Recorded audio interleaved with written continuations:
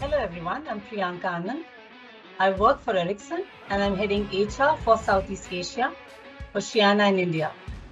I have more than a decade of experience of working with Ericsson and overall 2.5 decades of HR experience. It's been an interesting journey, and here I am today looking forward to sharing with you a bits of my professional journey and my personal experiences. Eagerly looking forward to interacting with you and hearing more about your parts of the journey as well. Thank you.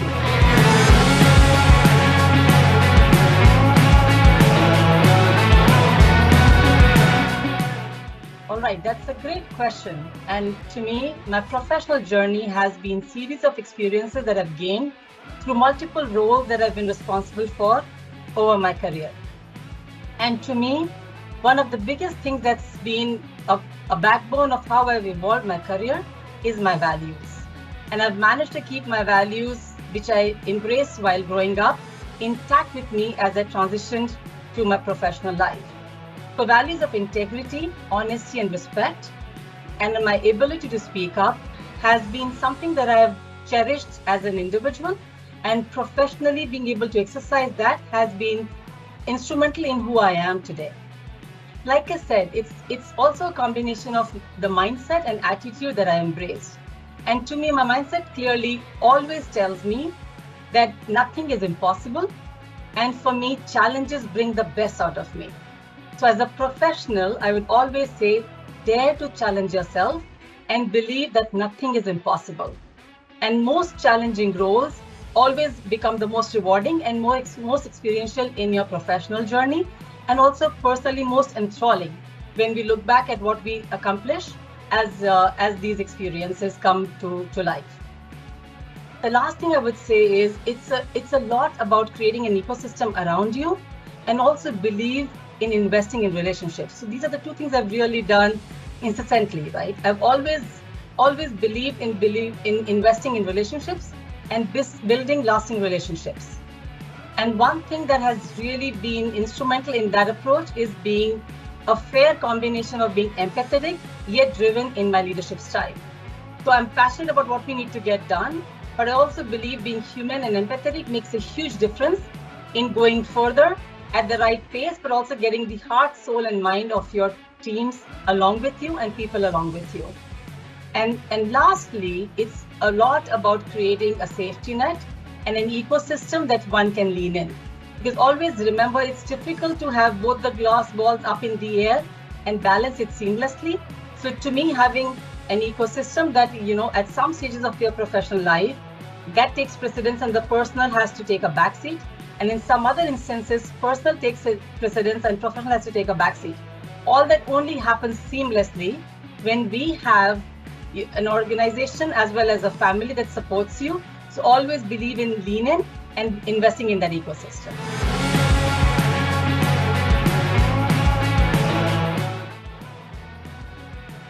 So to me, COVID-19 stands out as an instance where everybody was in the same storm, which is very unusual, unheard of across the globe seamlessly. But what was also evident the moment we scratched the surface was that each one of us was sitting in different boats. We were all dealing with different realities, different challenges, and different complexities. The only important thing that really stood out at that time was, as an organization and as an HR leader, how do we create a safety net for our people? How do we as an organization activate our levers that will really help us go through this phase seamlessly? So we clearly believed in three things. Embracing a growth mindset was a journey we were on. We activated that much more intensely. What we really believed was that instead of taking that as a disruptive phase of our evolution, we would take this as an opportunity. The whole situation was going to be transformed into how do we make the best of what was in front of us. And to make that happen, we invested in our leaders. And leaders were our single most strength in that whole situation. We invested in transforming our leaders into successful coaches, as mentors, and also got them to understand that being empathetic, humane in their curated conversations with employees will make a huge difference. So our leaders did everything possible to build that safety net and have those curated conversations with our employees.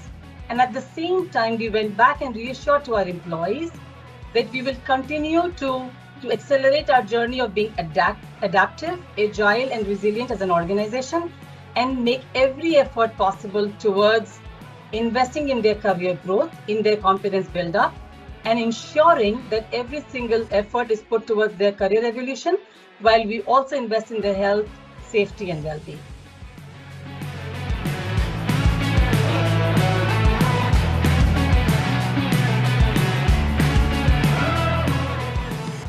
So to us, retention has been one of our biggest strengths as an organization. And I dare not brag about it, but I clearly feel we are one of those few organizations that are proud of having lifers at Ericsson, people who've not just spent decades, but generations at Ericsson.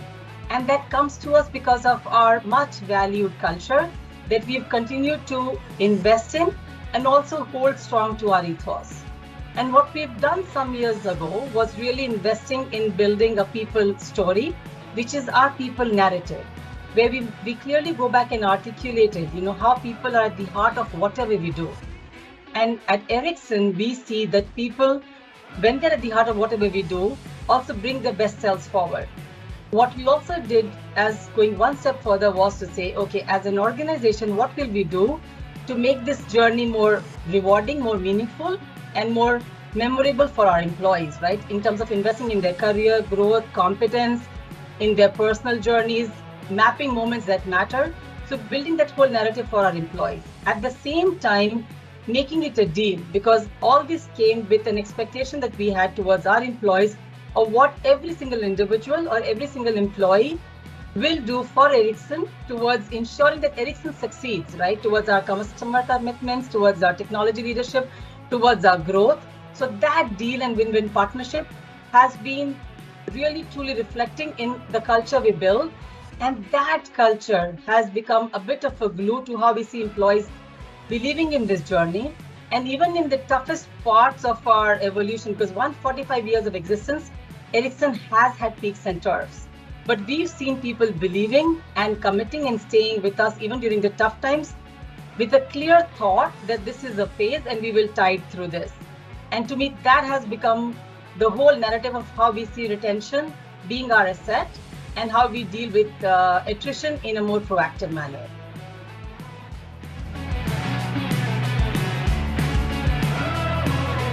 So to me, I would say this is a clear priority for us and it's a non-negotiable with zero tolerance.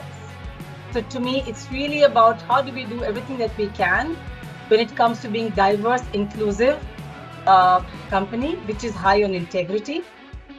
What we also have been very clear about is that diversity to us comes much beyond just gender, is gender, generational, and nationality as well, right? So to us, this priority is very clearly articulated with the tone from the top, the right actions being taken in how we work and what we do, and how do we make conscious efforts, investments towards building more women in our workforce, right? What's very clear is that even with studies from World Economic Forum, women account for just 24% of corporate leadership roles, which clearly shows there's a lot more work to be done across the world, right? Across the spread, and work that needs to be done in order to bridge the gap and also to become attractive for women to come and work for technology firms. But in our own initiatives, we've made one thing very clear, that what gets measured gets delivered. So we have visible communicated targets when it comes to gender diversity. We're also making a lot of investments towards women representation across technical, commercial, and delivery roles. And we've had initiatives like investing in women at the middle of the pyramid, which clearly does a huge amount of good by building a cohort where women can support each other, talk to each other. But we also do a lot of external investment in our women leaders, right? So that we ready them for picking up senior roles. Because waiting for us to get women at the senior level from outside or natural progression internally would be too much to ask for. So we clearly identified this as an area of opportunity and invested in a program called Aspire, which clearly is designed to support women in Ericsson who have interest in pursuing career pathways at the senior level or even in sales role in an accelerated manner. Then we're also doing a lot of things towards imbibing, how we get women candidates at the bottom of the pyramid, which is when we get to the university hires, we target to get a big chunk of those hires from the universities as diversity, with a diversity lens. So we get women candidates from that perspective. And when it comes to building an overall inclusive culture, we've invested in employee resource groups, which is called Women at Ericsson. And we do everything possible to make it more inclusive for women who work for us and women who we want to attract to come and work for us. So it continues to be an area of focus, like I said, and it's a priority. And we're continuing to drive it with an open talent market, with the right attitude and mindset with our hiring managers and with our leaders.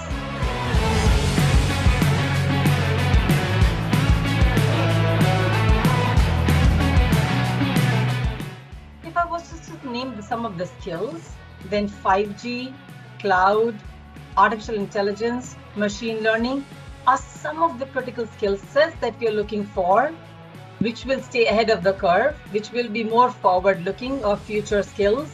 And when it comes to new technology, these are the ones that are being introduced, and innovation is happening around these areas. But just to take a step back and look at the bigger picture, given the adoption of 5G in different markets across the globe, and also in India, which is standing at the brink of 5G, our focus is not only on acquiring that competence from the external market, but we have made accelerated efforts towards upskilling and reskilling our existing workforce. So we create a combination of build and buy critical competence, so that we are ready with the competence needs and competence repository that will take us successfully through the future needs.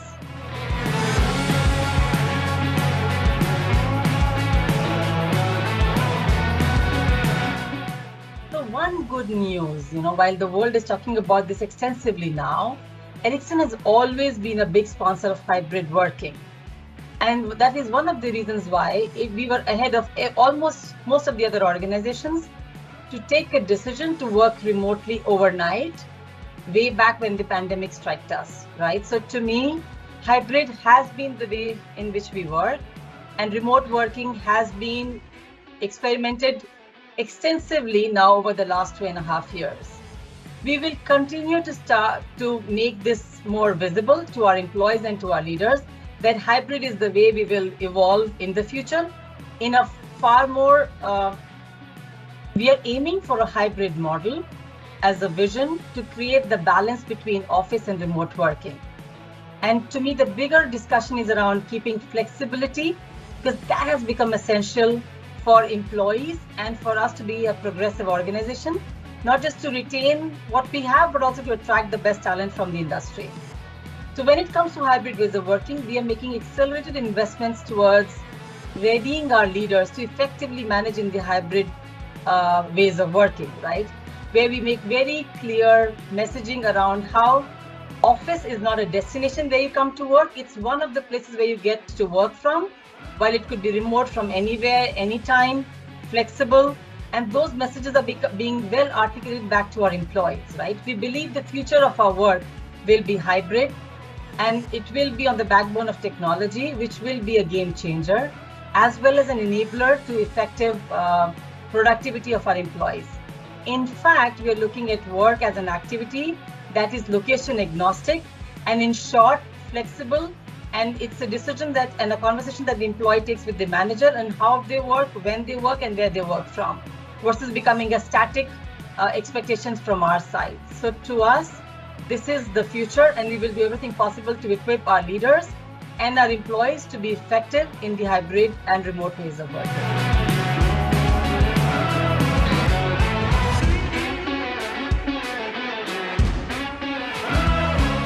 So my bigger message to the developers will be: stay hungry, stay curious. It's all about challenging yourself and believing that nothing is impossible.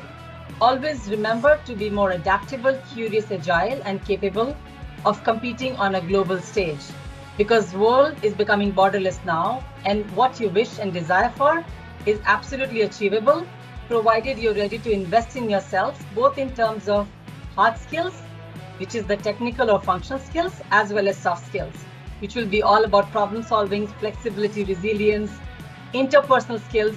Because at the end, remember, your career is for you to make, and you have to be the change you want to see. In this new economy, it's very clear that you have to be ready to pick on more challenges, be self-motivated, and always believe in enhancing your skill set repository, because the future is all about skill taxonomy. So constantly invest in your upskilling and reskilling. And remember that filling just one role is not going to define your career. It's all about being ready for picking up diverse roles, looking at how skills can start to blend. How do you excel in what you do, but also start to invest in future skills, roles, and technologies that keep you nimble enough, and to also be ahead of the curve when it comes to addressing rapidly changing situations.